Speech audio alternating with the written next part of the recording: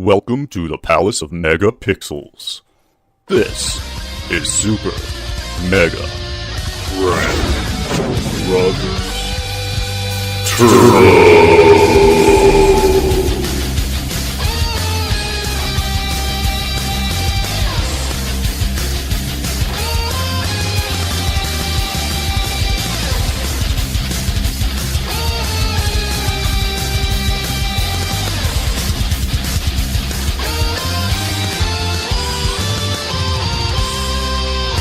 Hello everyone and welcome to Super Mega Crash Brothers Turbo. I'm your host Stephen White, and with me as always is Todd Stark.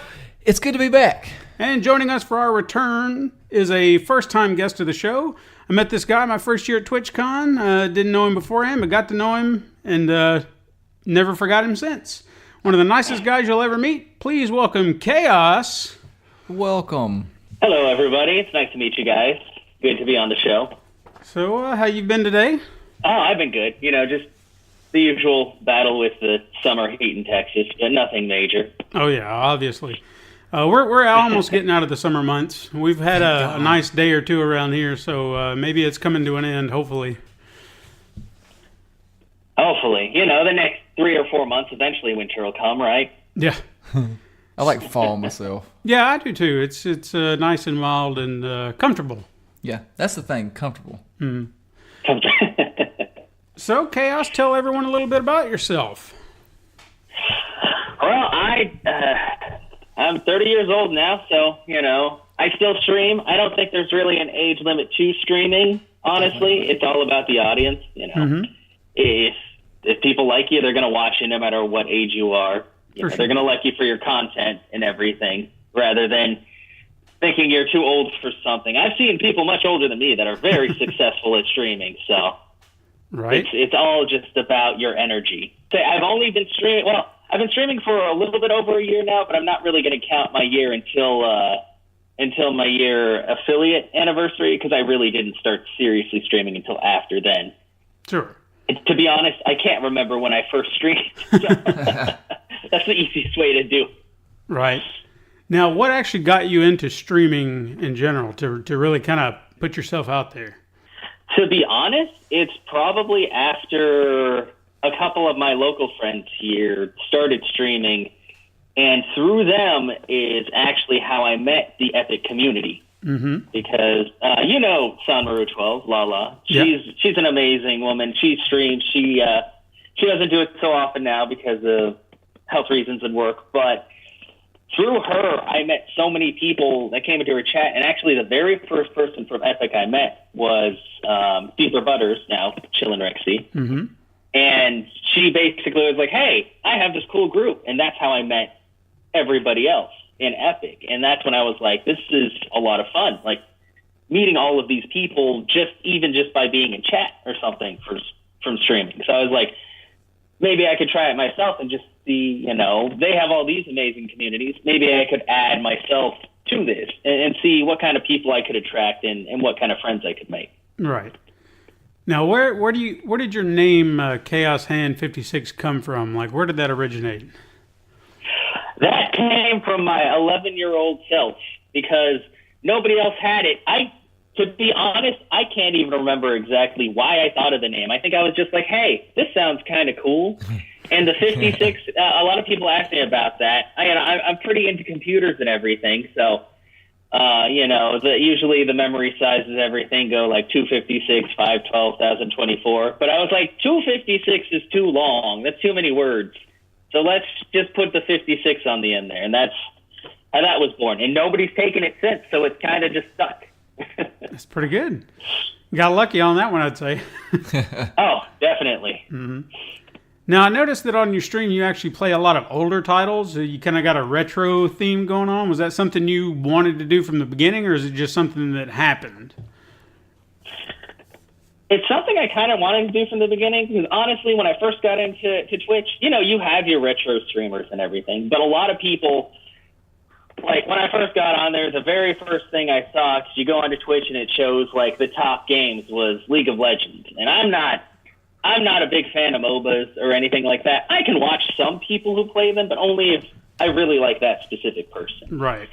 But I just thought, you know, I don't want to play an oversaturated game, especially a game that I don't enjoy. So I was like, you know what? I really love like all the titles that I grew up with. So I figured if I play those, I'm going to be a lot more interested in them and be a lot more energetic and be able to interact better with people, you know, rather than playing a game you hate and just being kind of like, I just want to get this over with and feeling like the thing is people can tell, especially when you're on camera. They can tell when you're just not having a good time, and they don't really like seeing that because most of them, you know, they're your friends and everything. They want you to be happy. Mm-hmm. So now I also notice, and anyone who watches you should know by now that you do cooking streams on Sunday. Now, where did that idea come from? Like, I know that people had been doing them, but what got you into wanting to do that? it was an idea that I was tossing around actually with a couple of my moderators when I was starting out, because I didn't really start getting into the cooking stream until probably about the beginning of the year.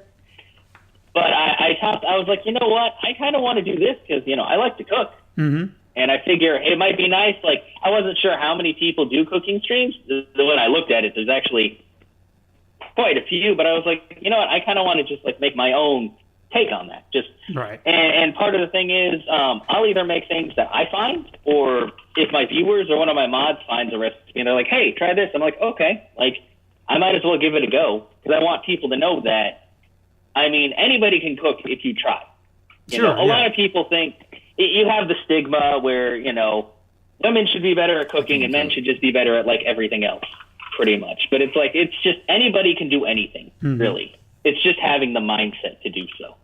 I mean, a lot of the stuff that you cook up, I noticed that you'll also post them on Instagram and stuff like that, the dishes and whatnot. They look fantastic. I want to eat them, you know, as soon as I see it because it looks so good. So, I mean, do you actually try to encourage other people to try this, or have you considered that in your stream?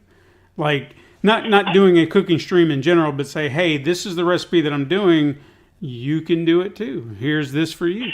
Yeah, and that's actually something I need to get back on, because when I first started doing the cooking stream, I would always, if I looked up the recipe or if somebody else had the recipe, I have a channel in my Discord where I'd always post whatever I cooked that week, and I'd be like, hey, this turned out really good, so you could try it. Or this didn't turn out so great, but it's probably because I just didn't measure things right, so you could always give it a try and see if, hey, maybe you can make something. Mm-hmm. Well, that would be all mine. I could never cook anything. But I mean, that's good. That encourages people to try what they see, not just to say, oh, hey, I just want to see if I can do it just as well as he or better, but it looked good. I want to try that too. Where's the recipe so I can try it? You know, I mean, I like that idea. That's a really good idea. Now, are there any challenges that you face as a streamer, whether it be personally, professionally, any kind of things like that you struggle with or even have problems with on stream? Probably the only thing I have problems with on stream is just my attention span. Mm-hmm. Like, I have never been, you know, diagnosed with ADD or ADHD, but anybody who watches my stream knows that I will get distracted by things. Like, I should probably just turn off my phone while I'm doing it, because if I hear something, I'll be like, wait, something's going on. Or, you know, there's been a couple of times, and I don't really mind, but my mom will call me in the stream, and the funny thing is she usually calls me on Tuesday, which is when I play horror games. And I'll have that, you know, coming out on the TV, and she's just like, what's going on? I'm like, oh, I'm just straight. And people have gotten used to her calling because they'll be like, hi, Chaos's mom. And she'll be like, hi, everybody. So it's just, that's probably the biggest thing, is I just need to be more focused. But at the same time, my audience seems to, they've kind of gotten used to the fact that they know that if I notice something, I'm going to get kind of sidetracked. Or I might start rambling about something, and then I'll, like, catch myself and be like, okay, let's get back to the game, because I just realized I've talked about something for 10 minutes that is totally off topic. So they try to rein you back in, try to get you back on course. So last question I have is, what have you been playing? Lately? Oh, man. The last thing I've been playing, actually, was No More Heroes. I'm almost done with it. But it's just, granted, if you're watching while I'm fighting certain people, it may seem like I don't enjoy the game because I get a little bit salty, but it's really a fantastic game. Like, honestly, I think it's one of the best titles for the Wii because it was just so different, so refreshing. Yeah. You know. I mean, if you've listened to the show, anytime that game gets brought up, I get excited because I'll talk about it all day. I absolutely agree with what you said. One of the best titles. Mm-hmm. 2, probably a little bit higher than that because it fixes all the flaws that the first one had. So, yeah, the series is great. I really want to play Part 3 on the Switch, but I don't have a Switch, and I don't know. I got to wait and see if it's going to be worth buying the Switch for. Yeah. So no, I understand. Like, honestly, I have a Switch. The only reason why I got one is when I was still working at Walmart. I managed to be one of the lucky few where the shipment came in and I was like, please put that on layaway, like right now before the masses figure out that we have Switches again.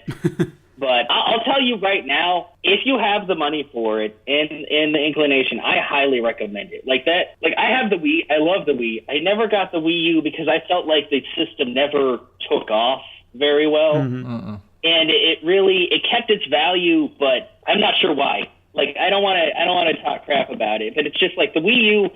Like, it was good that it was HD, but there's so much more they could have done with it. Yeah. But I feel like the Switch, even though it really hasn't been out that long, I think it's already surpassed the Wii U. Just in titles and in promise and everything. I believe it's going to be great once everything is implemented. Yeah, I was one of the early adopters of the Wii U, and I felt burned. That's why I don't have a Switch. Because when I went and bought that and then nothing was happening, I just felt, well, this is the end for Nintendo for me because I'm in a bind here. So I went out and bought a PS3, and then I never looked back. So I've been on the Sony team from ever since. That's me. I'm a Nintendo and PlayStation fanboy. Like, I won't even lie about it. Like, some people would come in chat and be like, why don't you have an Xbox? And I'm like, Yeah. It's like sooner or later they're probably going to have all that streamed to the PC, and then I'll play all those titles. But, you know, I'm not rich enough to have every game system ever. Exactly. But just enough money to buy the other ones and not go under and pay my rent.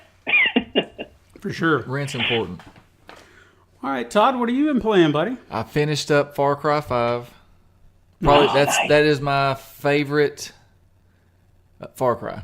I know a lot of people hung up on the third one. I really enjoyed this one. I finished it. I haven't ever finished one. I've played a lot of it and never finished it. Oh wow! Yeah, I fall short at the end. I get my feel of it and I quit. Well, this one I just kept coming back, and I had to finish it. So that and what else did I play? Oh, I played a little bit of Hello Neighbor. Nice.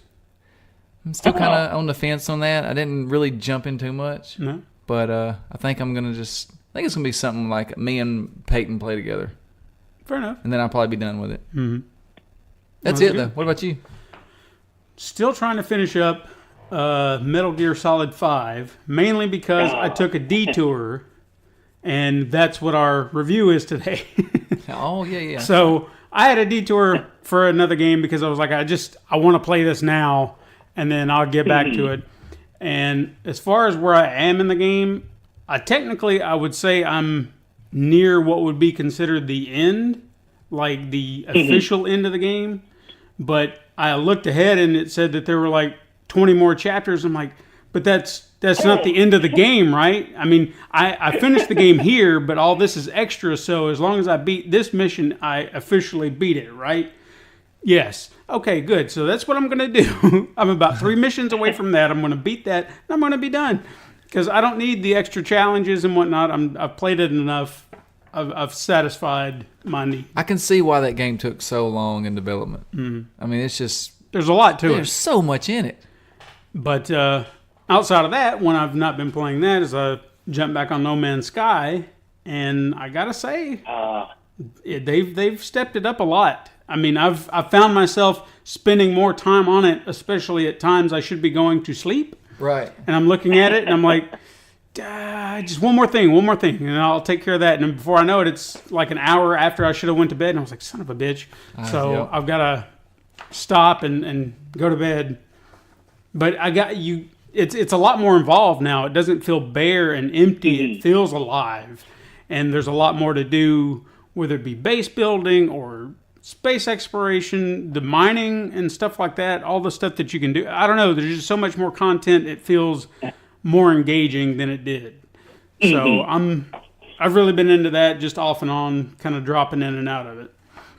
So I'd recommend it if you haven't come back to it or you've never played it. They've got Check it out now. $18 at GameStop. You ought to go pick it up. I thought about it the other Think day. about it. Think about it some more. Yeah. All right, let's get into some news, guys. So Gamescom just went down. And yeah, I kind of have to agree with that sentiment. It didn't feel like there was a lot that came out. I mean, there was a lot, but I felt like it was a lot of games that we'd heard about Yeah. or we'd seen. There really didn't seem to be any kind of big news that just like, oh my gosh, this is everything we've been waiting for Gamescom this year. It's been more like, okay. Like, for example, I'd say the first thing that dropped from Gamescom was the Life is Strange 2 trailer. We got a story trailer for it, so we got to see the characters, the protagonists.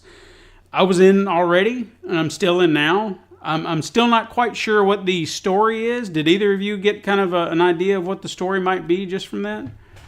Because it seemed like there was some sort of, like an accident, and these two seem like they're on the run because there may be undue repercussions based on what this accident was involving a police officer.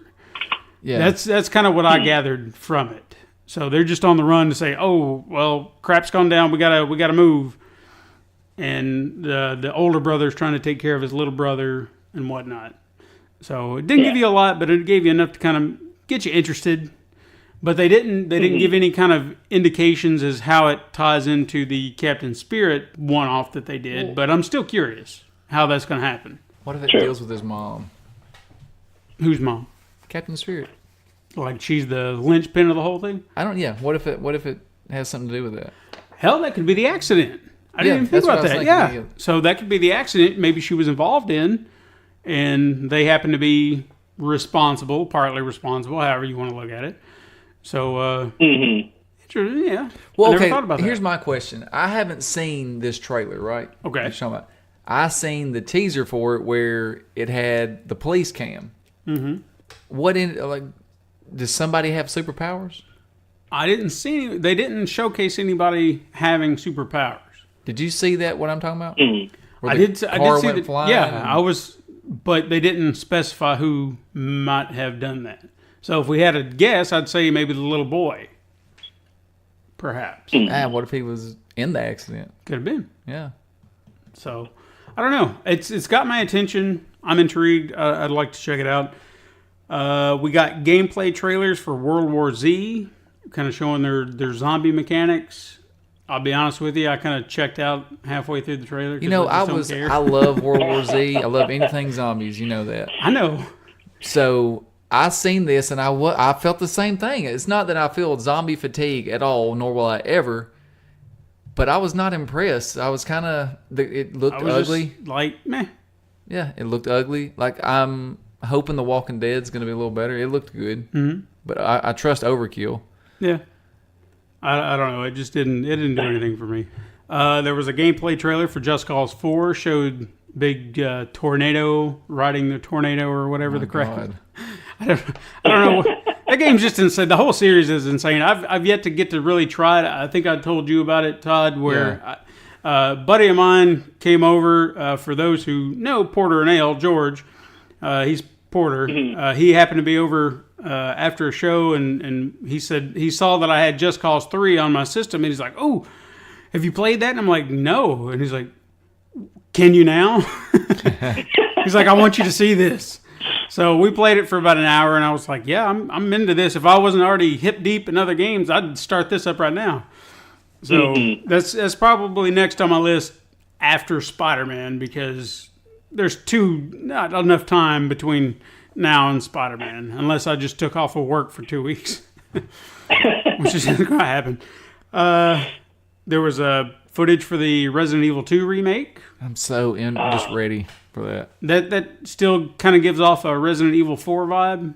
Y'all still kind of getting that? Yeah, I mean, I think it's just a bit. Yeah, I don't know. It feels a lot like Part 2, but I guess it's just the way everything's kind of rendered now. Because it looks newer. Mm-hmm.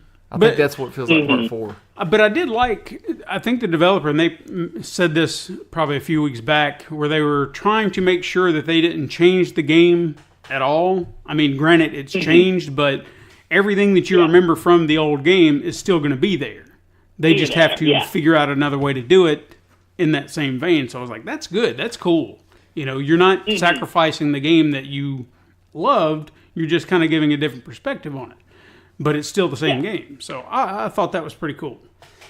There was other gameplay trailers for Rage 2, Dying Light 2, Hitman 2, Devil May Cry 5. We'll see. Nothing new. That's what I want to see. Something new. These were things we've already seen. There were character announcements for Soul Calibur 6, Brawl Out, Mario Tennis Aces, Dead or Alive 6. You know, I did hear Soul Calibur. A few people were kind of missed about that because it seems like a lot of the characters that were in previous games have now become DLC characters, which I think, I think they would have figured out from Street Fighter V that was something that they kind of regretted afterwards because there's a lot of backlash for that. Yeah, that's a kind of a low down thing because that's like putting Scorpion behind a paywall for Mortal Kombat. You don't do that. Yeah. He's in the game from the jump, period. You know that. So that's kind of low down.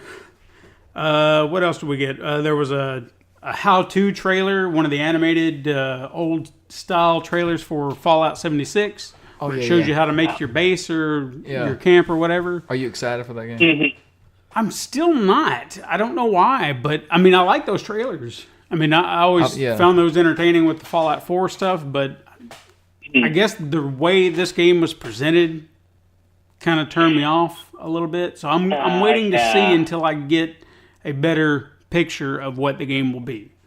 Because if I feel like it's going to be more inclusive, is we still haven't gotten a really clear answer into how the game is going to be presented. If it's going to be truly just straight up online or not, or they've been kind of flip flopping about that lately. So, and that's where my stance is. I'm just like I don't know what to make of it right now. So I'm just kind of like, we'll wait and see. I mean, 4 was great, but you got to sell me better. What else did we get? We saw a new trailer for the Call of Cthulhu. Yeah, we've been waiting for that game. Yeah. What'd you think? I'm intrigued. You know, I'd give it a whirl for the right price. $1? $20 maybe. Yeah. It's at least worth 20. I spend 20 on just about any game. Yeah. So, but then again, there might be more to it, and I'm selling it short. I don't know. It might be a $30 game. Who knows? It does look gorgeous. So we'll see. I'm not paying $30 for it. Okay. Well, you don't have to. No one's forcing you to buy it, Todd. But I might spend $30. Okay. There were new controllers for the Xbox. Do you want a PUBG Xbox One controller? I'm just sick of controllers. Just the one I got's fine. It's like everybody's releasing a controller. Yeah. Well, I mean, there was a lot that came through the pipeline. I'll be honest with you. I kind of skimmed over it. There didn't seem to be anything just major that came down the pipeline. I feel like this Gamescom was just drop your stuff. I don't know. I don't want to say it was just basic, but it was just a bunch of trailers, and I didn't feel like there was anything big that came out. So if there was anything that we were talking about, we missed, all of you out there listening, you can hit us up on Twitter and argue and tell us what we missed. I wish they would argue with us. Respond in kind. But let's get on to some other news. Let's see. Amazon actually announced some changes recently concerning Twitch and their pre-order bonuses for video games. First, starting September 15th, Twitch Prime subscribers will no longer receive ad-free viewing on Twitch. And some subscribers with monthly and annual subscriptions will actually be given an extension to continue ad-free until their next renewal date. However, and this is where it gets weird, Twitch Turbo members will still be ad-free, which is odd considering that their service always seemed less advantageous when you compared the two. So, I don't know. I'm not quite sure where this move is going. Twitch commented saying about this move that the change will strengthen and expand ad opportunities for creators, allowing more support from the viewers. So, how? exactly? I don't know. This must be something Amazon came up with. I'm not sure because I have no idea how ads benefit me in any way other than people like looking at ads for bits. Yeah. That's the only thing I can see, unless they like increase the amount you get from that or something. I really don't know. And for I guess for viewers to support their creators in that manner, shouldn't you earn bits if every time an ad shows up? Yeah. Yeah. So I'm not quite sure where this is going. They didn't even say they were going to do that, but yet all the other things that come with Twitch Prime are still going to be in place. It's just now you have to look at ads. But if you're a Turbo member, you don't get all those Prime perks, but you can be ad-free. So it's like they're making you choose one or the other, which I can't, or both for that matter. So it's like, well, if you want... And it's like, but you're already paying. If you have Twitch Prime, obviously you have Amazon Prime because that's how you get Twitch Prime. And not only are they taking away the ad-free viewing, but I mean, a couple of my friends, I talked to them, and they didn't realize that Amazon Prime had actually gone up in price over the past year. In May, it went from $100 a year to $120. And then they do this, and I'm like, but you just made people pay more for your service, but you're taking something away? Yeah, exactly. I mean, the numbers aren't adding up to the way they're doing it. They're just sounding greedy at this point. And I think a lot of people agree. Yeah. A lot of the backlash has been about that. So, and to further extend their greed, in a way, Amazon also removed their 20% discount offer on all pre-orders for video games in exchange now for store credit to act as an incentive to pre-order. So if you want the store credit, they never even specified how much store credit you're going to get. So say you get $10 worth of store credit for a $60 game that you buy. So to even get a free game, it would take you 6 games before you even got that. It's almost like they're saying, we'll take all your money now and give you some later. Instead of 20% off the top. I don't really see how that... I don't know.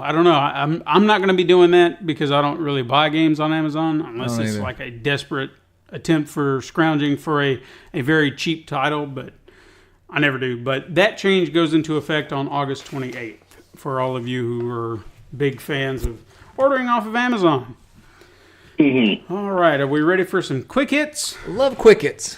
I missed quick hits. It's been so long since I had a quick hit. Well, we've got a few, and some of these are actually old, but I felt like they were worth talking about. It's still like the first time, though. Yeah.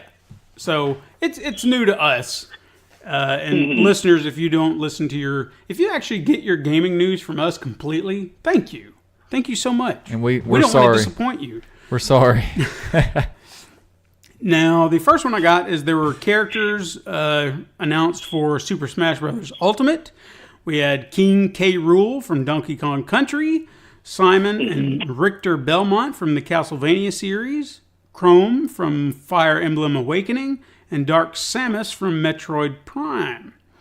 And all these were announced, plus there was a mention of the Rathalos from Monster Hunter that will appear as a boss and as a Sis trophy. Nice. That's pretty cool.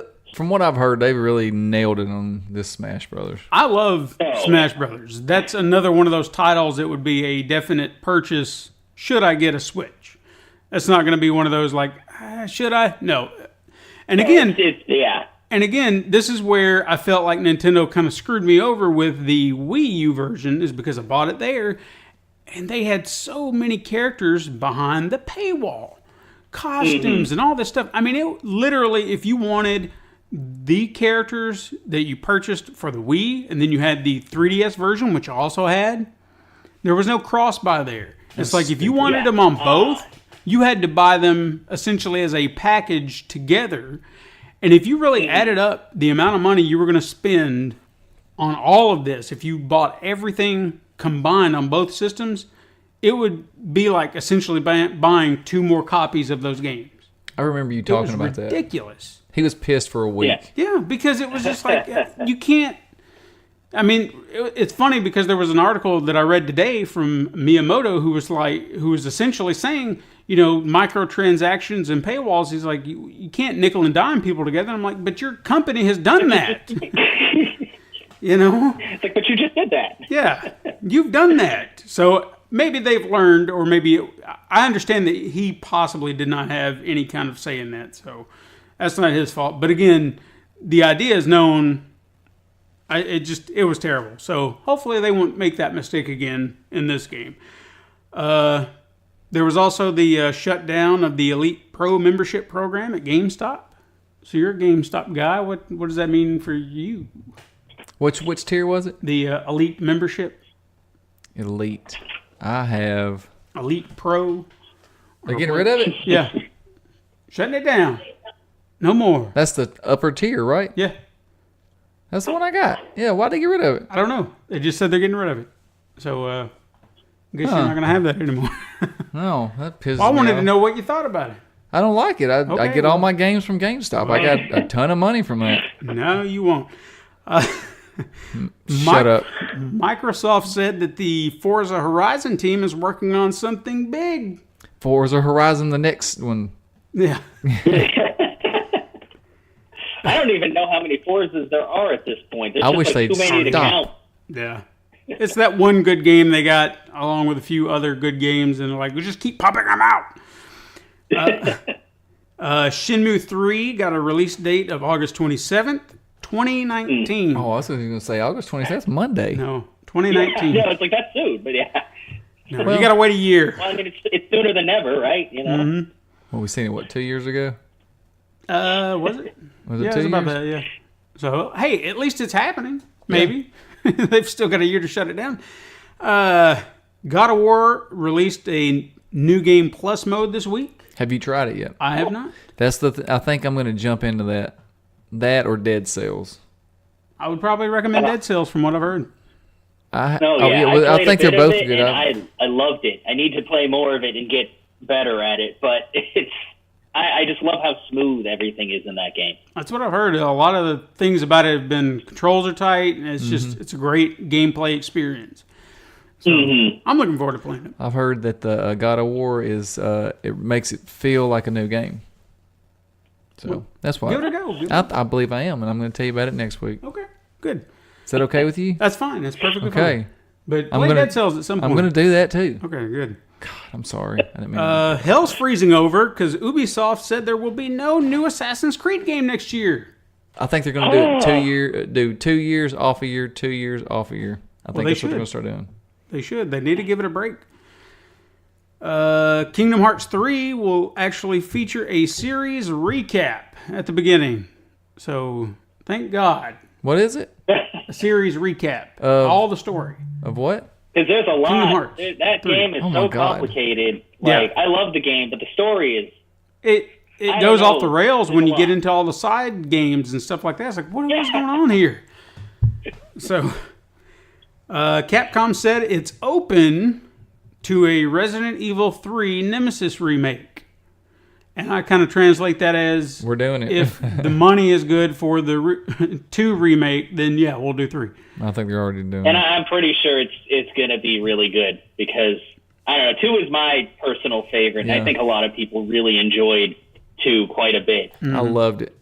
So, Supermassive Games trademarked the term or the name Shattered State, which leads to speculation of what are they doing? I don't know. You think don't know maybe either. a sequel to Until Dawn? Maybe. Maybe it doesn't relate to the other movie or other game, or maybe it does, but like all new characters. Maybe Yeah, that's true. I don't know. It could be something. I don't know. We'll see. We'll keep you updated as we know. I heard they are going multi-platinum though, multi-platform. Oh yeah, Yeah. I think I did hear that Hey. today too. There was something. This might be that game. I don't know. Well, Dark Anthology, that one they're coming out with. Oh, yeah. That's That's the one I'm thinking of. I believe that's the multi-platform. Okay. Valve launched a Twitch-like service called Steam TV. Oh my god. I didn't even know. This is kind of having under the radar. I can't imagine this is going to gain a lot of traction except for the worst people. It is, but think about the integration between the games and Steam. Like it might be seamless. I mean, don't get me wrong. Yeah, I could see where that would. I mean, that would be no different than what Twitch is doing, where they've got their own app where you can, hey, we're give you free games that you got to play on the Twitch app and stuff like that. So The integration could work, but Steam's name right now is kind of muddy, so I don't really see a good streaming platform coming out of there. You know what I mean? So I could be wrong. So we'll have to wait and see. I'm dying with anticipation. To see that? To wait and see. Chaos, why don't you go stream on there? Let us know how it is. I don't know. I mean, if it's anything like Mixer, I might just be asked why I'm not playing Fortnite constantly. Oh, God. That's one of our eye rolls around here, too, because when you go looking for news to talk about in the world and all you see is Fortnite stories, it's like, my God, there are other things in the world. But every other headline is Fortnite, Fortnite, Fortnite. I know. And, one of the funny things is, like it's funny that you mentioned my Instagram because I'll put stuff up. And if I put in the tag Twitch streamer or Twitch affiliate, I almost always get a like and a follow from someone who immediately messages on there, hey, I like your stuff, follow me back. And if I look at their site, all it is pictures of their TV, of them playing Fortnite. And I'm like, do people play the other games out there? Like, I don't know. Yeah, I know there are people, but apparently most of the ones on Instagram don't. Yeah, no kidding. I mean, I honestly was going to play it at some point, but that was before it blew up, and now I just don't want to. I was like, nah. You should play it. You should play it one time. I'm one of those people, too, where when it gets, like, crazy popular, everybody's like, you should play this. I'm like, no, I'll play a game when I feel like playing it, and now I don't want to play it because everybody's like, hey, hey, and I'm like, I'm so tired of hearing about it, Yeah. Fallout 76 is not going to be on Steam. But this is like bumping their chest lately. Yeah, we're going to talk about them a little bit later. Yeah, I think that's I know that is definitely a sore spot with people because we have enough companies with their own, their own launchers, but nobody wants to have 50,000 different launchers for every game they own, you know? Mm-hmm. There was a trailer released for Dead by Daylight showing a new killer in the midst, but still kind of shrouded by mystery. Kind of looks like a character based out of Japanese lore. Ooh. There was a rumor, and I took this out of the Truth or Trash section because I found out it's untrue, is there was a rumor floating around it was going to be the killer from The Grudge. I was wondering about that. Yeah. That. Which would have been cool. I mean, hell, if you're sitting there trying to repair something and something's coming up behind you. Oh my God, that sound would freak me out, dude. God. But no, I don't think it's that. I think it's something else entirely, but there's been a lot of speculation. PS4 Spider-Man Funko Pop figurine. You could get one? I did not, but this there was one released, or I guess is about to hit store shelves, that was caught in a store, picture taken. It revealed a new costume, which could also be a potential spoiler. Well, before you get into the spoiler, I need to ask you, did you pre-order the game? Yes. Where did you pre-order it? Online. On the PlayStation Store? Yes. Do you get the pin? Yeah. Got the pin. Okay. I thought you already I thought that you already had it. I was just making sure. I got the pin. He's already got the pin, guys. I got the Sorry. pin. I didn't see the pin. I seen your I saw it. I was going to ask about it, but I'm like, I got the pin. But do you want to know, or do we want to keep this spoiler free? I don't know. Let me ask you this. When do you get to play it? On the day it comes out? Because I get to play it at 9 o'clock the day before. Hell will you. Good for you. Yeah. I'm going to call and spoil the whole first hour immediately. Well, you can go to hell. No, I'm not going to spoil anything. I looked at it because I was curious. I don't feel like it is, well, but then just say I can understand. Well, I don't want to ruin it. Well, say spoilers and then say it, and it's okay. Spoilers, and then fast forward 2 minutes ahead. And go. It's a Negative Zone Spider-Man suit, and that led people to say, "Oh, Mr. Negative Zone." And he already in it. That doesn't necessarily mean anything. You already know he's in it. Yeah. Well, I guess because there's some correlation between that.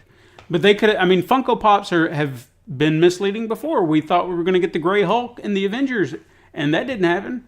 Nope. So I'm not going to always look at a Funko Pop and say, spoilers, that's it. We don't know. it could just be some variant for that because it's Mr. Negative Zone. So, we'll see. Where was I? Oh, yeah. Marvel Ultimate Alliance games were delisted on every platform, which disappointed me because I was going to rebuy those, and now I can't. I'm glad you can't. Oh. I kind of liked them. I mean, I played them on the Wii, and they were all right. It's been a while, though. Maybe they've aged poorly. I don't know. I'll never know now. They're delisted. Mm-hmm. Ben Schwartz, who is on Parks and Rec. He was also a voice on DuckTales. I think he does one of the nephews. I can't remember which. He is going to voice Sonic the Hedgehog in the upcoming Sonic the Hedgehog movie. Are you excited? Oh, yeah, there is. I forgot about that. Yeah. But that's not all. What? That's not all. Tell me more. Dr. Robotnik will be in the movie, obviously. He will be live action, and he will be portrayed by one Mr. Jim Carrey. Oh, yeah.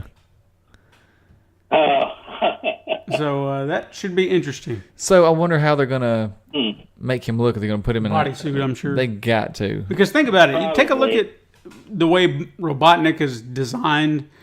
He's this big, rotund person, but he's got these little stick legs. So all you got to do is put him in a fat suit, and then boom, you got it. A little prosthetics on the face. Because I don't think they're going to make him look like just a regular, large person. He's going to have his weird body shape. They're going to find some way to work it on. Sure. They're going to have Jim Carrey look normal. I promise. That would be so disappointing. I know, but they're going to do that. He's going to have a funny hat. Now, while we're also talking about movies and video games, Paramount Pictures is reportedly making a film based on the game Monument Valley. Don't know why, but okay, sure. I don't even know what that is. I think I played it on mobile. Me either.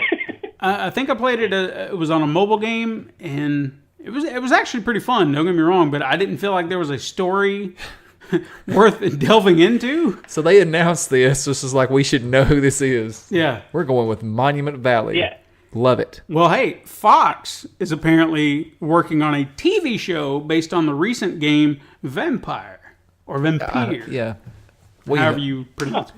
Vampires are popular. I could see that though, at least, because that, a lot of the newer games are very story driven to begin with. So if they have the right people and the right energy, I could see them doing that. But it's just Fox has a track record of dragging things through the mud. Well, it's funny too, because should Fox actually be trying to push forward into new projects right now since they got bought out? Just saying. I mean, well, did they buy that part, or did they buy everything, or did they just buy the movie division? From what I heard, they actually got a lot of their television assets. But that said, and this may be where it's a little muddy in the rights department. I heard that Fox was trying to struggle to retain the rights to The Simpsons. Like everything else, they don't care, but that gold mine they want to keep. Which, I mean, that's understandable. But I don't know how that went down. I don't know if they worked that deal out or whatever, but that was the last I heard. What about FX? Did they lose FX? I feel like maybe that was under the umbrella. I know their sports channels weren't because Disney already has ESPN. Fox News. And Fox News wasn't part of it. It was a lot of just the television and movie categories is where they took a lot of assets. So, I don't know. We'll figure it out eventually. Once it goes through and it's finalized and we start seeing X-Men and Avengers and, yeah, that's all I care about. I don't really give a damn about the rest of it. Well, as long as they don't mess up the Mines getting ready to come out, the, kind of Son of Anarchy spinoff. But it could be too graphic for Disney audiences. That's what I'm saying. As long as they didn't get that. I don't want them to get that one. Just leave it on FX. They did fine with it. A few more interesting little TV and movie things. We had apparently Master Chief is going to play a role in the Showtime Halo series that I didn't realize they were going forward with. No, I didn't either. But they are. Why don't they let that poor man die? They're not going to. He's a gold mine too. Yeah, that's true. And this actually, I don't really know how I feel about it as of yet, but I mean, I'm open to the idea. Apparently, actor Henry Cavill, who plays Superman, and he was also in Mission Impossible 6, he wants to play Geralt in the Witcher series. Do you think he could do that? I think he could have a look, but Me personally, I feel like it needs to go to someone with a little bit more age to him. Yeah. Because True, Geralt's true. just kind of got a more rugged look to him, and I guess he could do rugged, but I got it. I don't feel like he'd fit it 100%. Nicolas Cage. Yeah. Hell no. Nicolas Cage as girl. It's me, Siri. Where's Siri? Oh my God, no. The sequel to Snake Eyes. And he'd do it too. Oh, yeah, he do it. He'd be like, And hey just man, we'll give tear you it up. $5 if you play Geralt in this Witcher. You throw in a McDonald's Happy Meal and I'm in. I'll do everything you want. And lastly, Hideo Kojima apparently required the cast of Death Stranding to watch Twin Peaks. Which, as weird as that game is, just from what I've seen from trailers, I could see that. Yep. I've heard that show is now that I bizarre. think about it, he could have him do just about anything, and it wouldn't really be strange. The man is an auteur. All right. Since we were talking about Bethesda, let's talk about Bethesda. Again? Yeah, this is a story that happened during our break, but I felt it was worth talking about because the controversy they found themselves in is probably still prevalent. They prevented the resale of an unopened copy of The Evil Within 2 on Amazon. According to the story, Bethesda took issue with the seller listing the game as new, even though it was clearly unopened. So, technically new. Now, the seller took it down, but he argued that he had the right to resell the game. But Bethesda countered that as a resale, the game will have no warranty as a new game because it's like new. It's previously owned. Well, then change it to like new and sell it. You know what I mean? And you think it would be that easy. But anyway, they said that since it will not have this new warranty that would come with a new game, it would make the game materially different from a genuine product, thereby should not be classified as new. Not only that, but Bethesda demanded the seller take down his entire Amazon marketplace or else he would face legal action. Wow. Yeah. Well, Now, the Bethesda's response actually raised a lot of eyebrows because if this is their stance wholeheartedly, then this calls into question the resale of games in general. Because what's the difference of what this guy's doing versus an entity like GameStop? Right. I mean, are they any different as they list games like new or previously owned? I mean, what's the difference? I don't know. Like, I would just change the damn thing to like new or just good shape or some shit and sell it. You know, like, their argument is stupid. Yeah, there's no validity to it, even though now the seller did say that he understood certain talking points that they had, but at the same time, he's like, but there's a lot of bullshit in your argument, too. It's like, I understand where you're coming from, but That's like Chevy keeping you from selling your car. yeah. It's the same thing. It's like, I drove it, 100 miles, I'm done with it. It's essentially like new. But again, this hadn't even been opened. Right. So it was new. It just happened to pass from hand to hand from a store to a person. Right. I don't know. I think they're going to shoot themselves, or they're shooting themselves in the foot as we speak, and we'll see if people continue to support them. They're going the EA route, and they're going to keep doing crazy. Well, they're stupid also, I don't know if, you've heard about the crossplay thing, right? nope. Okay, so they said that with the PS5 and stuff like that, if Sony doesn't allow crossplay, that it might not be on their console. I mean, if they want to do that, they are the big seller right now. It's just, So, I don't think. but again, that's that kind of stuff I'm talking about. They'll shoot themselves in the foot once they realize they're not making the profits they want. Right. So let them do it. Another interesting story that came up during the break was surrounding the country of Germany, where the German Games Industry Association carefully considered, or possibly still is considering, removing a ban of swastikas and other Nazi imagery from video games. Games such as Wolfenstein 2 had all of the Nazi imagery removed upon the game's release in the country, but now these images may be reinstated, as the managing director of the association, I'm struggling with words today, said in a statement.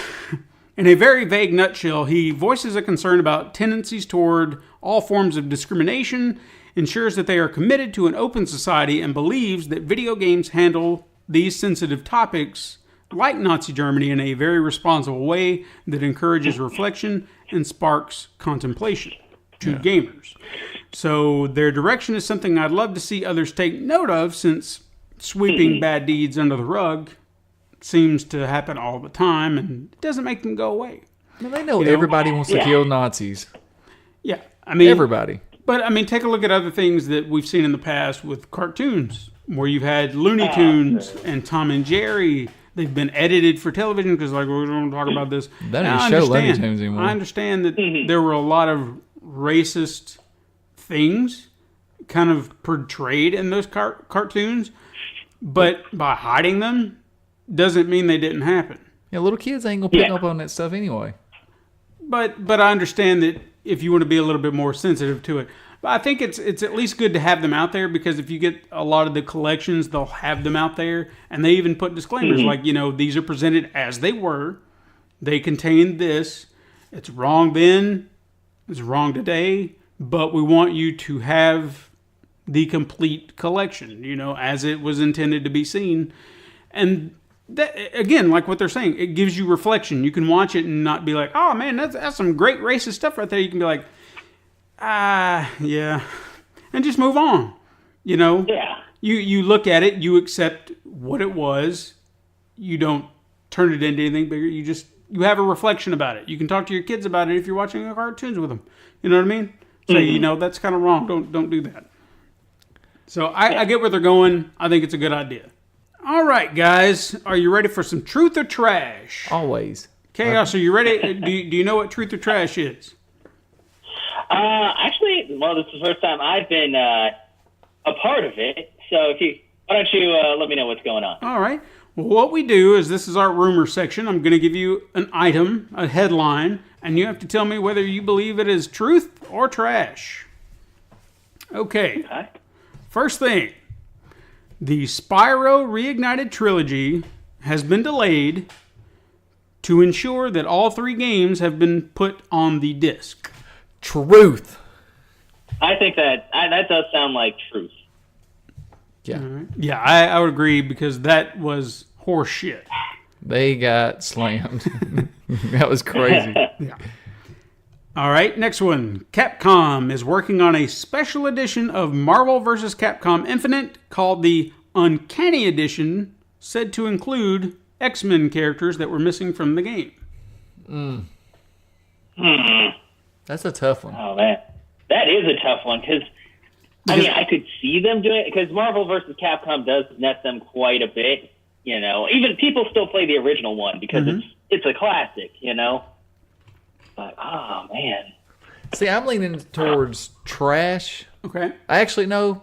I don't know. I kind of feel trash, but there could be truth to it, too, because I feel like they didn't make what they thought they were going to make out of this game. And Wolverine was always a popular character in those games, and I'm surprised he wasn't in it. So I'm wondering, like, the trash part of me thinks they're not going to waste any more money on it. But the truth part makes me think this is how we could recoup our money, but it could also piss a lot of people off, because why wasn't they in the game to begin with? Why not just release them as DLC? Yeah, that's what I'm saying. Yeah. So, all right, so yeah, I think I go probably trash on that one, but they might do something similar, but not that specific thing. Gotcha. Next item, Dark Souls 2 is coming to the Switch. Oh, shit. That'll run like ass on there. I'm going to say truth. Okay. I'm going to say truth, because I think they probably would. They'd probably just downsample it or something to try to get it to run smoother, or have it set at like an FPS limit, because I know a lot of things do that when it can't run at full capacity. Sure. So. Okay. Next item, Assassin's Creed Odyssey will have future DLC that takes place in Atlantis. Oh, God, please be... What? Is it Atlantis before it sank? I don't know. Just Atlantis. You can be above or below water. Take your pick. I'm going to say truth, and it's going to be before it sank, and you're going to find out how it sank. Okay. It sounds so ridiculous, but I try to go with truth too, because they've done lots of things with the Assassin's Creed series. And then they're going to tie it in with Aquaman. I don't know.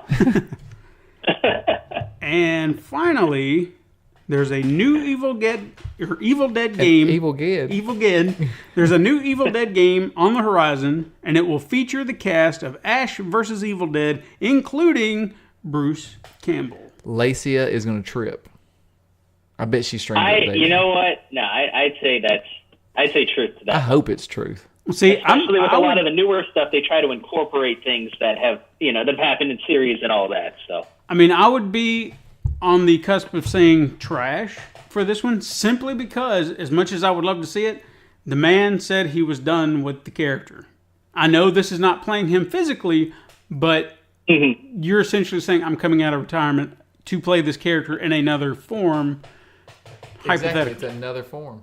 So, I don't know. We'll see. All right, that was it. Now let's get on to some weird news. Got 2 items. Does it involve sex? No. No. I just want to make sure. Yeah. The first one is there was a California congressman by the name of Duncan Hunter who was recently charged with violations regarding his campaign finances when it was discovered that $1,528.68 of $250,000 of his finances were misused, and that money was spent on Steam games. What? Okay, now I wouldn't say that's misuse per se. I mean, maybe he needed those games to advance his cause. Well, let me give you the breakdown of how this all came about. Now, there were numerous other charges attached to this, so I mean he's in really hot water. But because he was a crooked bastard, the Steam purchases are what got him busted overall.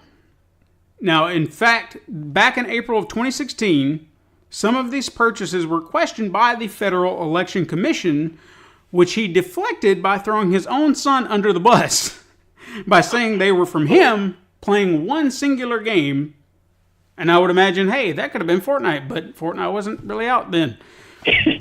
So, more purchases were then made in October and December that same year, which he still denied doing, and even blamed the security access of his computer, that somebody was hacking in and just like buying stuff, and then said, oh, we used the wrong credit card, and I was supposed to be on this one, and he gave a lot of excuses, but turns out $1,500 on Steam games. You know it was the interns. Yeah. So he's probably going to jail for a while. That's crazy. And they have to pay back the money that was misused. So that's one of the many backlashes he's getting from that. Okay. Next weird news, and wouldn't you know it? It's featuring our favorite person in the world in the weird news category. Everyone's favorite big little brother, Luigi. Can you imagine why we're talking about him? I can't wait to hear it. Did he pull his pecker out? No, because during a trailer for the Super Smash Bros. Ultimate that introduced Simon and Richter Belmont, Luigi was seemingly killed, seemingly is the key word here, by a Reaper that he was seen at the end as a ghost hovering over his body. So naturally, the internet flipped out and said, I can't believe Nintendo killed Luigi, oh my God! They'd kill him every time he falls in a hole. And Nintendo was like, he's not dead. And they're like, but you killed him, it's right there. He's got 3 men. He's got 3 lives. Okay, now it's time for our next new favorite feature. I'd buy that for $1. Yeah, I would buy that for $1. Chaos, are you aware of how this works? I'll give you a rundown. All right. I'm going to give you some items. I'm going to explain them to you. I'm essentially going to sell you this item, and I want to know if you want to buy it once I'm done. Okay. And I even flashed these up a little bit, so I'm gonna put on my salesman voice. Let's do it. All right. Now we all love retro gaming around here, right? Wait. Do it like Robin Leach. He passed away today. I'm not gonna do that. Why? It's in honor of Robin Leach. I'm not gonna do that. I'm gonna do my voice that I was doing, and you just ruined. Sorry, I just thought that was a good idea. Sorry. God damn it, I'm so sorry. Do you love retro gaming? Does everybody love retro gaming? Yeah, of course. Yeah. Okay, so when you can get your hands on a truly retro experience, we like to dive in head first.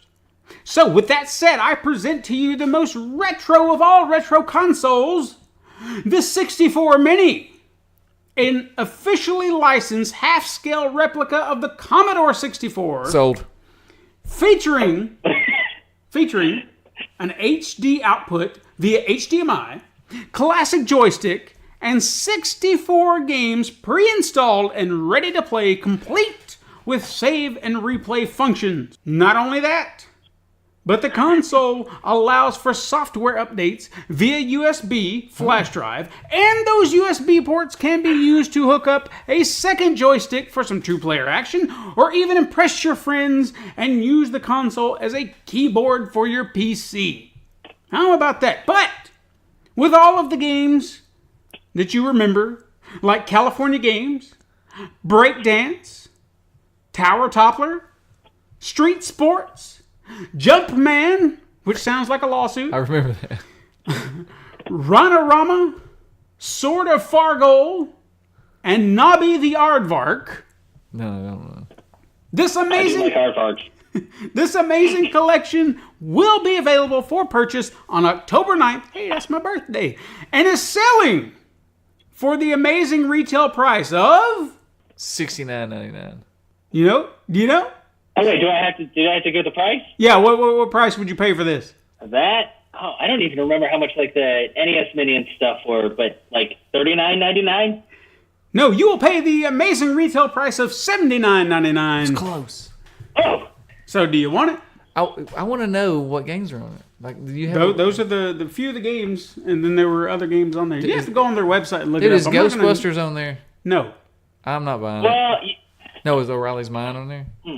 Possibly. there's that many games, I guess. I mean, it's like 64 games. That's like $1 a game. Is And a Gold keyboard. Grabber and on there? that's like a little bit over $1 per game, really. So, But you get a keyboard. I probably would. You get a keyboard and a joystick. I'm probably in. I had a Commodore 64. Okay. I Well, there love you it. go. Good. Yay, I sold you a Commodore. When's it? You say October 9th. October 9th. It's your birthday. It's my birthday. All right. Here's the other one. Here's the next one. Are you ready for this one? ready. Are you ready for this one? It can't be expensive. I already spent Right. $79. You got me hyped already. All right, now. with my purchase previously. With the Resident Evil 2 remake on the horizon, obviously there are going to be some special editions, right? Mm-hmm. Now we got a U.S. version that has been mentioned that comes with a gorgeous, well-crafted statue of Leon, the game's protagonist, for the uninitiated.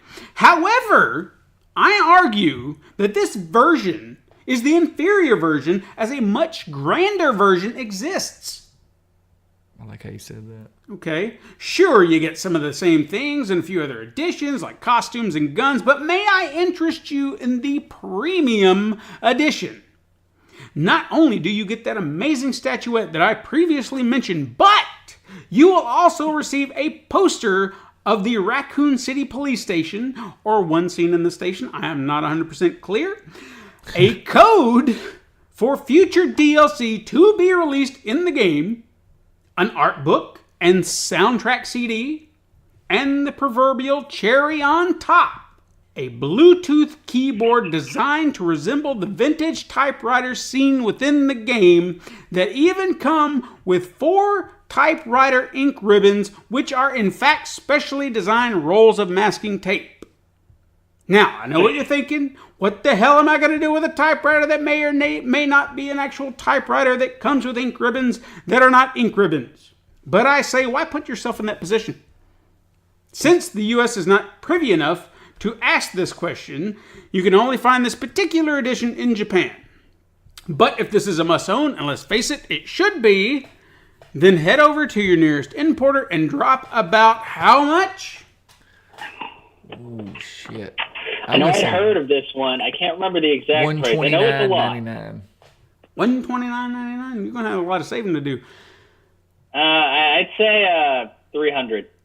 You will be dropping about 100,000 yen, which is about $900 US. Damn. No, thank you. No. Absolutely not. How many of these are they going to make? Like 10? It doesn't seem like they'd make too many. Probably not. They didn't specify, but hey, it's limited edition. It's premium. No. You got to pay top dollar for premium. How much is for just the statue? That'd probably be the $129. But you get a typewriter, that's man. what I figured. Man, Hell no. Crap. What are you doing? You got Crunch. grip. I was thirsty. Your grip was too. It was too strong. terrible. All right. Release dates. You ready for some release dates? Always. Is there a lot of games this week? Yeah, not really. So, release date subject to change. Don't forget that. On August 27th, we got Strange Brigade on the Xbox One. Then on August 28th, we have Monster Hunter Generations Ultimate for the Nintendo Switch. Fire Pro Wrestling World for PS4. Victor Vran Overkill Edition for the Nintendo Switch. Strange Brigade for PS4 and PC. De Blob 2 for Nintendo Switch. Pro Evolution Soccer 2019 for Xbox One and PC. Little Dragon's Cafe for PS4. That actually looked pretty good. Mm-hmm. Blade Strangers for PS4 and Nintendo Switch. Firewall 0 Hour for PS4. Donut County for PS4 and PC. I can't wait. Yakuza Kiwami 2 for PS4. And Rocket League Ultimate Edition for PS4, Xbox One, and Nintendo Switch. On August 29th, we have 2 Point Hospital for PC and Green Hell for PC. August 30th, we have The Video Kid for Nintendo Switch. And then on August 31st, Naruto 2 Baruto Shinobi Striker for PS4, Xbox One, and PC.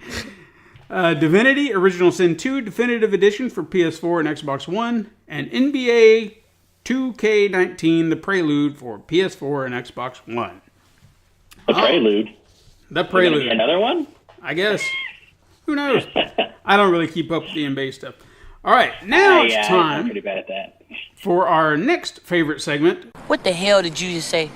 So, Chaos, this is how this works. I'm going to give you the name of a PC game that's coming out, and I'm going to go back and forth, and you have to tell me what that PC game is. Okay, so I'll give it one to you, then I'm going to give one to Todd, then I'll go back to you, and just back and forth between the two of you, all right? So we'll start with you. Okay, Chaos, tell me what One Night Hot Springs is. Oh, that sounds like one of those kind of low-quality dating simulators that you'd find on there by a questionable producer that has their own site to unlock special DLC. Todd, Salty Seabird Bay.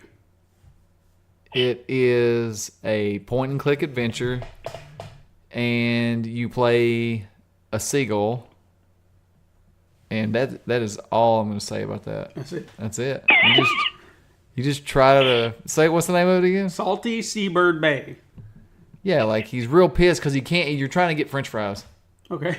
You know, they always want to eat French fries, and you're right there in the bay, and there's this restaurant, and he's just pretty pissed off because he gets mad, and when he'll rage quit. That's when you lose. Okay. Next.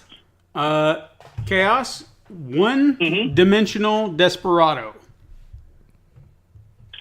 That sounds like some kind of, like it would be like an 8-bit side-scrolling like shooter type game, honestly. Maybe you're constantly running and having to shoot things as you're going. Okay. Todd, Regular Human Basketball. Oh, Jesus. It's going to just literally be all white dudes that can't jump or shoot, but you have to figure out how to get them to win the basketball game. Okay. It's just double dribble all over again. Double dribble.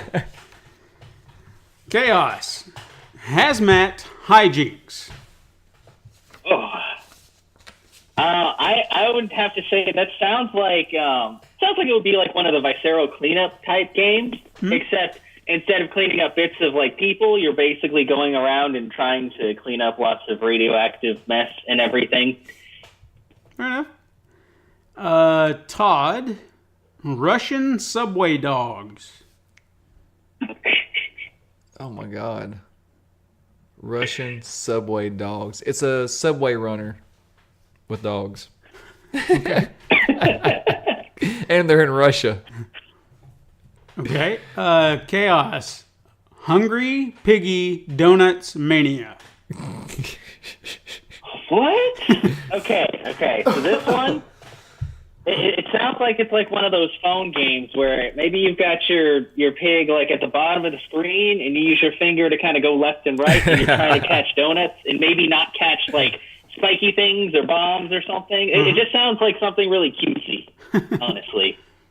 Fair enough. Todd, dab woman when the dab isn't sexist. Oh my God. Dab woman when the dab isn't sexist. Yeah. Jesus Christ, that's a hard one. It's a dance rhythm game. Mm-hmm. And you just pretty much dab the whole time. You got to work dabs in to the dance. I don't know. I mean, if that's good. Chaos, Banana Girl. Wait, what was that? Banana Girl.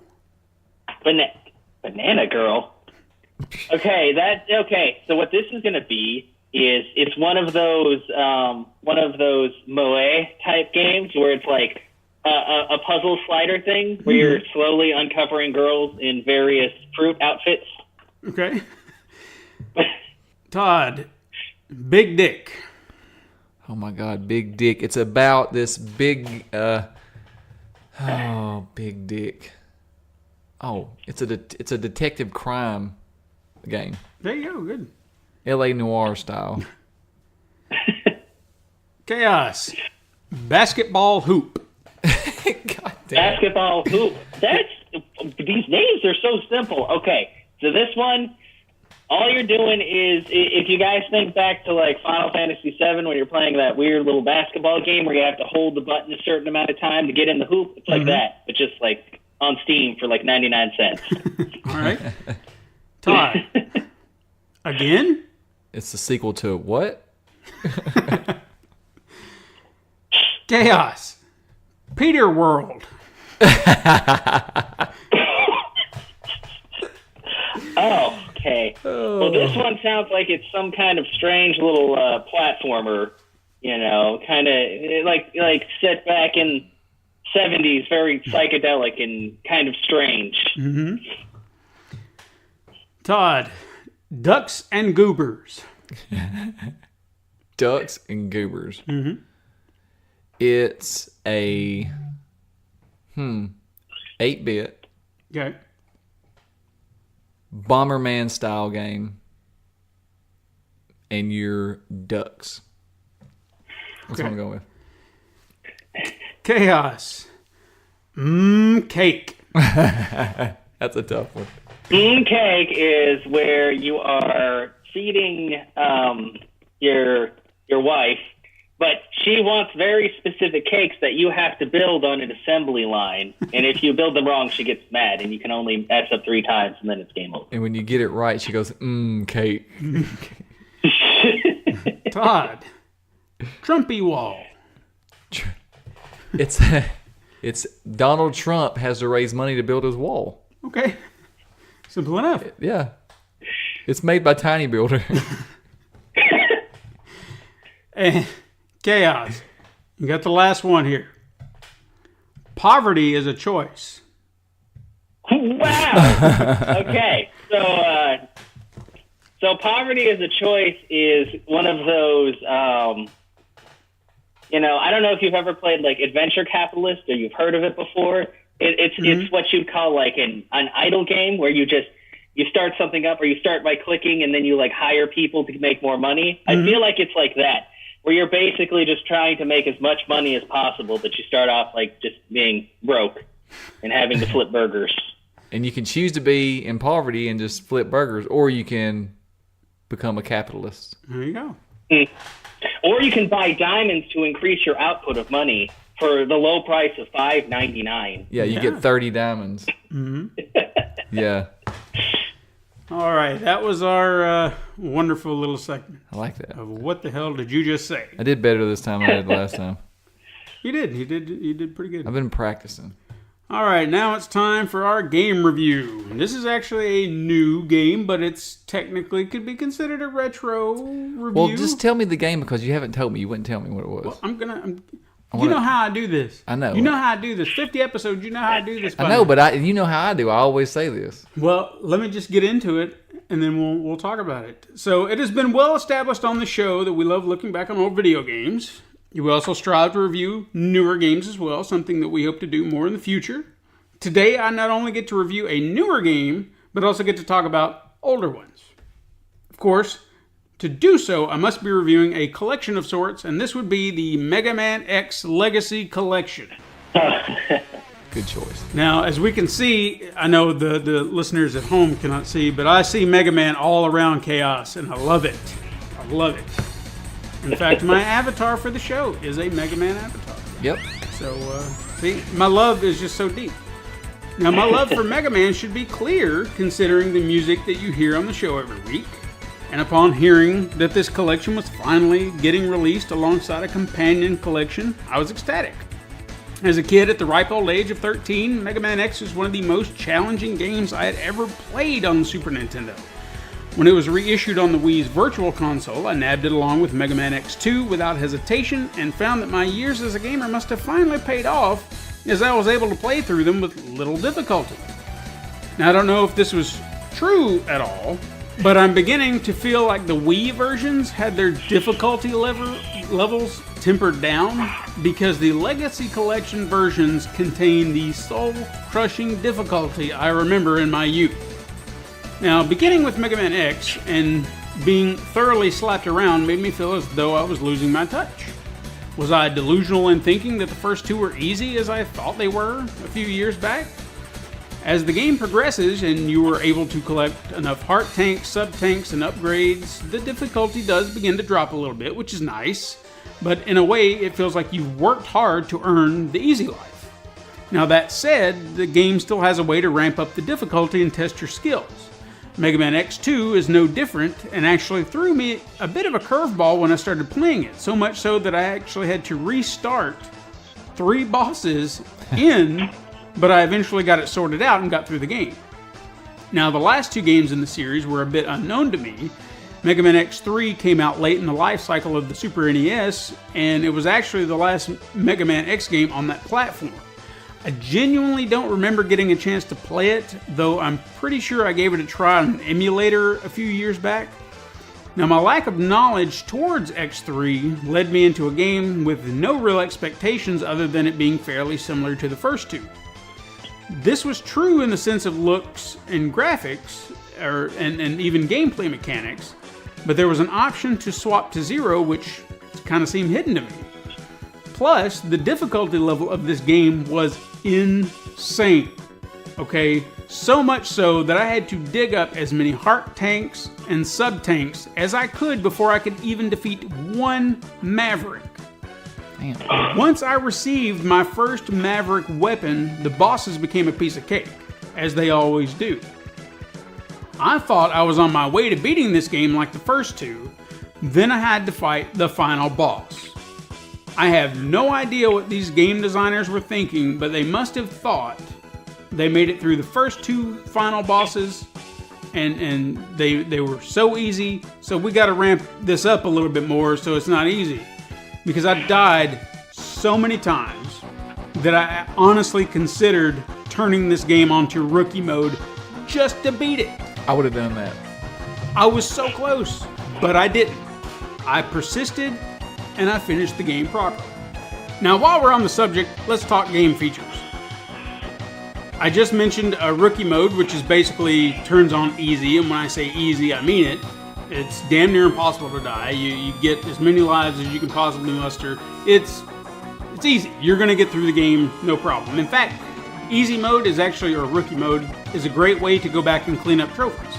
So if the only trophy stipulations you have is you have to beat the games on normal. But beyond that, you can get everything else in easy mode, which helps for cleanup or a lot faster. So you don't have to worry about spending time doing it again. You can actually adjust the screen perspective to be the original 4:3 ratio, or a wide stretch screen, which actually looks kind of terrible in my opinion. If you leave the game at the original ratio, you actually get wallpapers on the sides that you can preset, and you can actually earn some through little hidden secrets in the game. There are also a few filters that give the game either a more refined, polished look, which you kind of start off with, which I actually preferred, or you can go to a more pixelated retro feel, which you never realize how dated they look until you turn them on. It's like, wow, it's what it really looked like. Because it looks so great when you turn it on. I remember it, yeah. The collection wouldn't be complete without a few numerous pieces of artwork to look through for each game, as well as a music player so you can enjoy your favorite tunes from each Mega Man game. Mega Man games are well regarded for their music, with Mega Man 2 on the NES probably being the most covered video game soundtrack in history. I would almost bet that. I'd put money down. There's also an X Challenge mode, which you are pitted against 6 different Mavericks from what seem to be the first 6 games, and then you must fight them 2 at a time. You were given a choice of weapons to go into battle, but the choices are permanent throughout, so you have to choose wisely. It's a fun little bonus that tests your skills in a boss rush mode.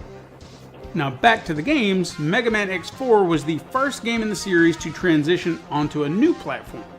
It was originally released on the PS1, where the series remained until the arrival of the PS2. The look of the game was noticeably different, as was the feel of the controls. The game also added fully animated cutscenes, which enhance and deepen the story, something it actually did for Mega Man 8 when it transitioned to the PS1 as well. There are a few welcome additions to the series, however, the voice acting contained leaves something to be desired. What was it about that time period where they couldn't do voice acting for anything? I mean, it was just terrible. People just phoned it in.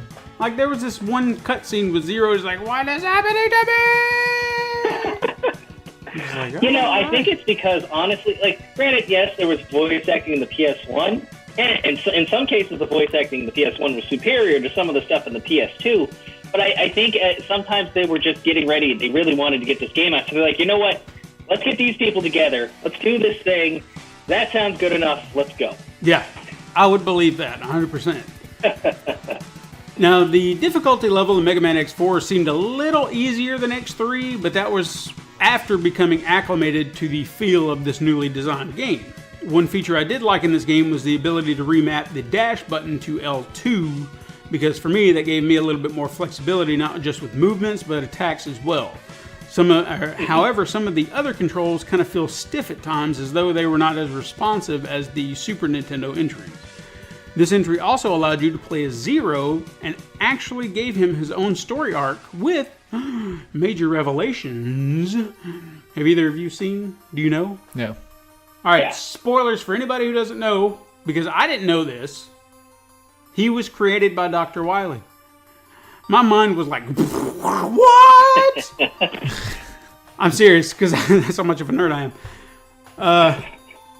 Non-spoilers. All right. As a fan of Mega Man, getting this collection was a no-brainer, especially if you've never had the chance to play certain entries of the series. Even though the difficulty felt crushing at times, I went in expecting that very thing. This is an old-school platforming game at its finest, and sometimes that means overcoming some bullshit that's get thrown at you. But if you like to call yourself a true gamer and want a real challenge, then I would push this game in your direction and allow it to test the limits of your skills and patience. That would kill me. Yeah, it was. There was some tough going there. It was like, I'm not going to get through this. I did it. All the Mega Man games are. But I like love that. them. I don't know Oh why. yeah, I love them too. But they're all They hard. do. They get rough. And see, I still have not played 5, 6, 7, and 8 in that collection. I've got it. I just haven't got around to playing it. So I've never played those, so they'll be brand new to me. So I'm kind of looking forward to those, and maybe we'll do a review of those as well. Maybe. Maybe. I don't know. We'll see. We'll see. But that's our show. So Good job. First thank show you. back. Yeah, first show back. Thank you to all of our listeners who come back every week and support our show. If you're interested in supporting the show, you can go to patreon.com/pencilandpaperproductions or pencilandpaperproductions.podbean.com and click Become a Patron in the top right-hand corner. Also, if you have a topic you'd like to discuss with us, something you want to share, you just want to say hi, you can hit us up on Twitter at SuperMegaCrash or drop us a line at supermegacrash@gmail.com. Listen to this and other shows like Fandom Ultra 2000 on the Pencil and Paper Podcast Network, found on Apple Podcasts, Stitcher, Podbean, Spotify, or wherever you listen to your podcasts. Thank you so much for listening. I am Stephen White. I am Todd Stark. Chaos, tell everyone where they can find you. If you look up Chaos Hand on Twitter, Instagram, anywhere, you'll find me, and I'm on twitch.tv/ChaosHand56 if you want to check me out. I'm actually going to be on later on, and then we'll see how everything goes and whether I die a lot or not. Links will be in the descriptions down below. Join us again next time, Super Mega Crash siblings. But until then, game on.